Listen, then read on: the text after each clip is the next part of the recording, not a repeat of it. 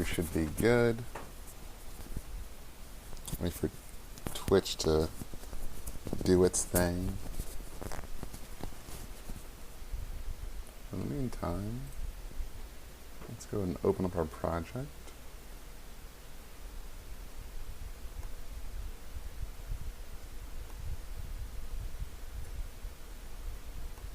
All right, wunderbar.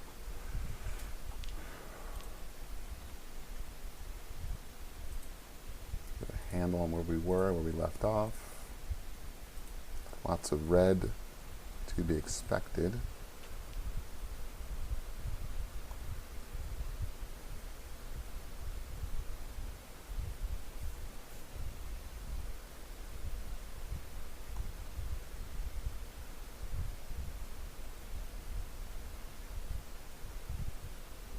All right, so we're doing day 2 of the chain of responsibility pattern, and just go ahead and give a quick overview of what that is.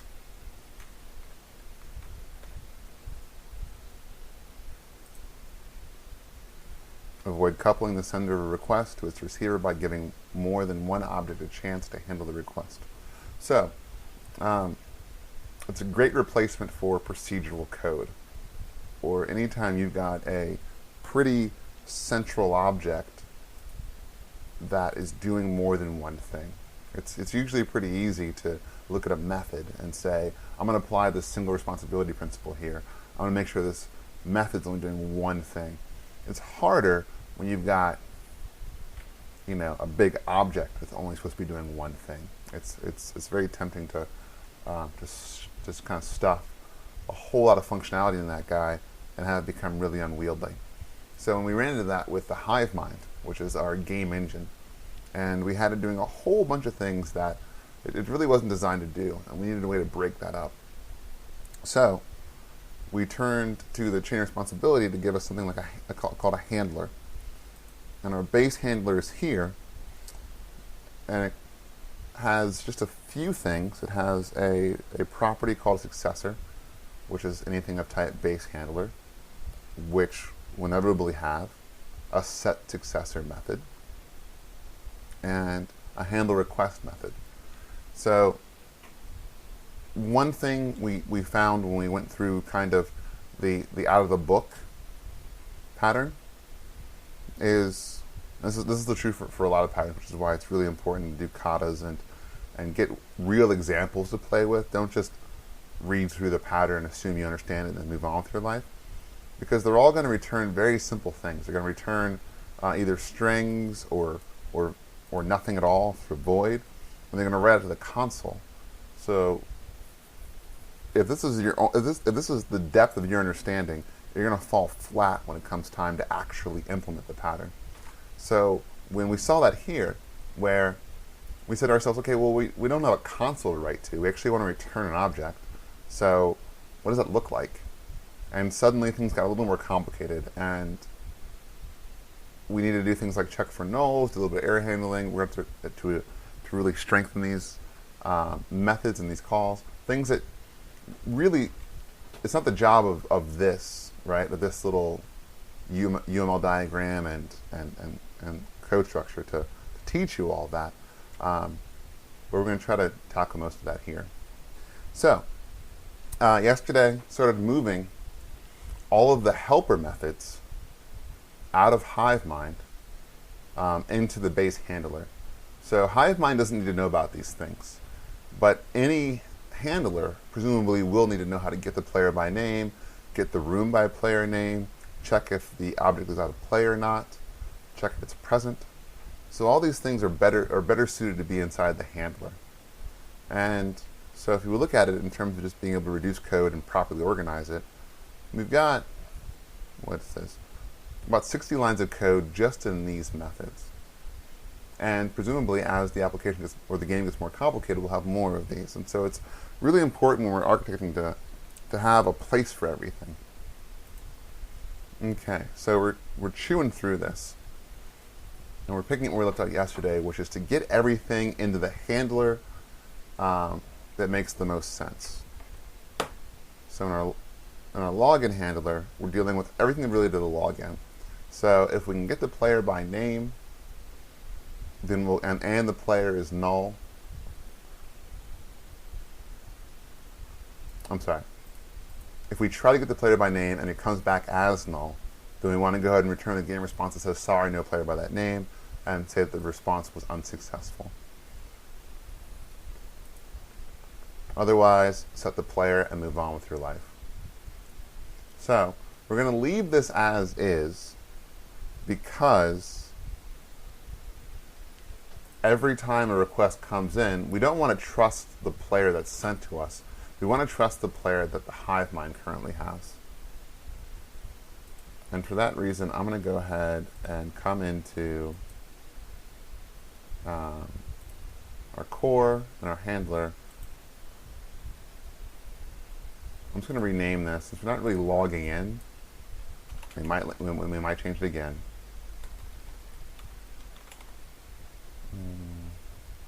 Off handler.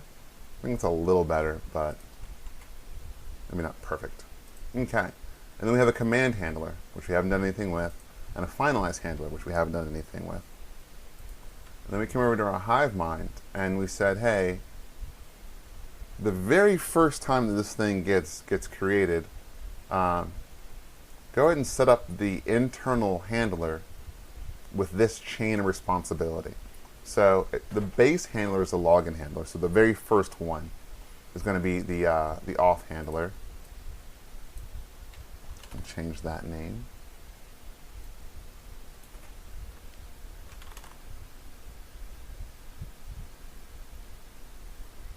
Smudge202 says, have you considered an Owen style pattern, or does this game application not require layers? Also, hi. Hi to you as well, Smudge. I'll be honest, we've kind of been working in a vacuum where we're trying to learn design patterns and apply them to the game, so they're really kind of hammers looking for nails. So I haven't really given much thought as to how an Owen style or like an Owen inspired approach would impact the game or the structure. But if you got some ideas, I'd happily get them in chat and we can try to incorporate them and see where they fit in. Everyone's learning. I'm learning.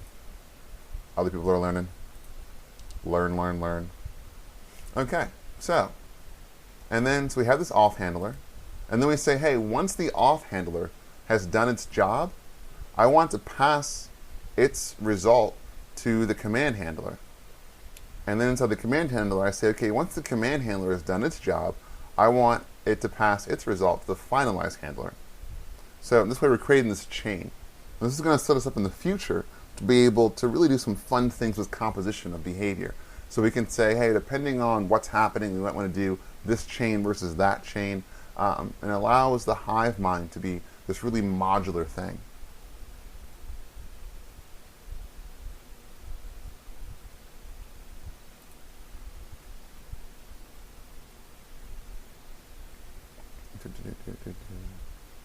And Smudge says, maybe I misunderstand COR, but okay, well, real quick, what is COR?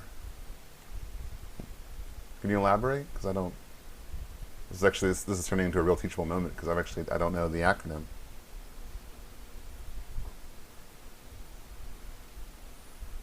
Smudge says, but involves passing requests down and back through a stack.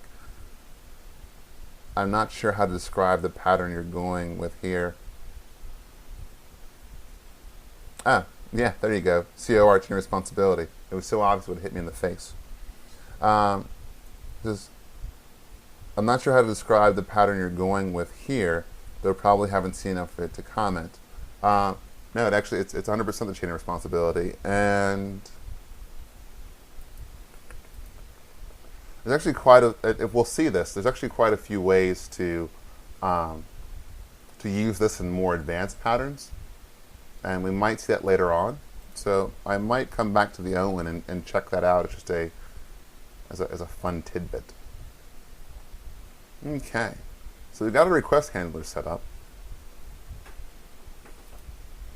And our main methods, the problem which we were trying to solve is inside of our execute method, it was getting really big. And we had login logic, execute logic, and we had finalize logic all baked in there. And it's going to become more problematic. So, and we didn't want to solve this in a clever way. We want to solve it in like a nice architecturally sound way. Because the danger was that as the application became more complicated, as there became more edge cases to deal with, and more exceptions to avoid, we'd be littering this thing with ifs and elses and thens and all kinds of nonsense, which we want to avoid, right? We want to avoid scripting, which is what ends up happening. So we've got this nice object-oriented language and this nice framework. We should take advantage of it. Okay. So at our basic, we're going to say, hey, I need a new game response. I'm going to set that response's request as the incoming request.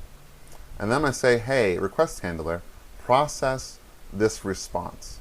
And the very first thing it's going to do is going to go to the auth handler. I'm just going to say, can I get this player?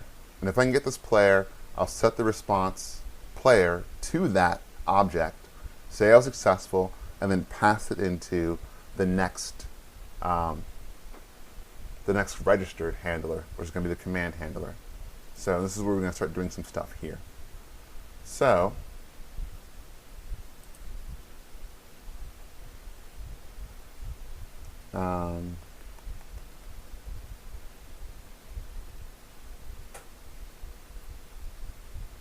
let's come back over here and let's see what we can carve out.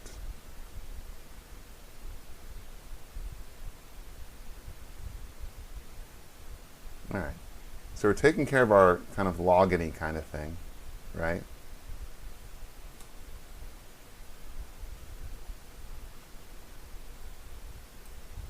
Kind of. Looking at it now, if we got a game action for login, it would stop there.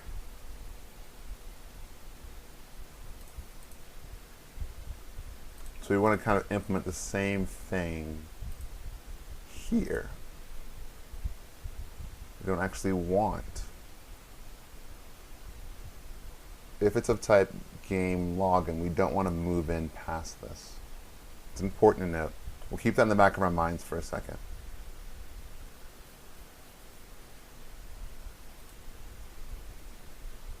In the meantime, let's take this entire switch statement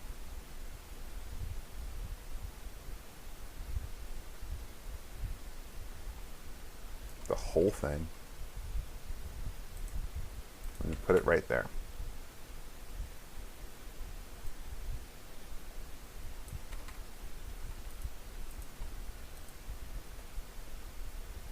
And we'll come back over to HiveMind. Let's see what we have available to us. Well, let's do it here. Makes the most sense. So we've got our game response. We've got a request. We have our game action. So we're going to replace this switch with game action. So far, so good. We can leave this in. So if it's a game action type login, we're just going to break because we have nothing else to do. It would have been handled in the previous handler. And then we want to refactor this. It doesn't want me to, so we're just going to do a Control H in the current document. We're going to find all response and replace it with game response.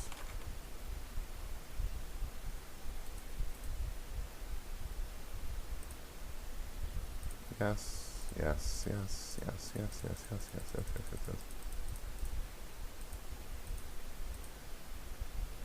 Well, all right, looks good. We're going to let ReSharper bring in some of the things it's found, like iInventory. And then I got this sender and we're going to have to do a little bit of refactoring here.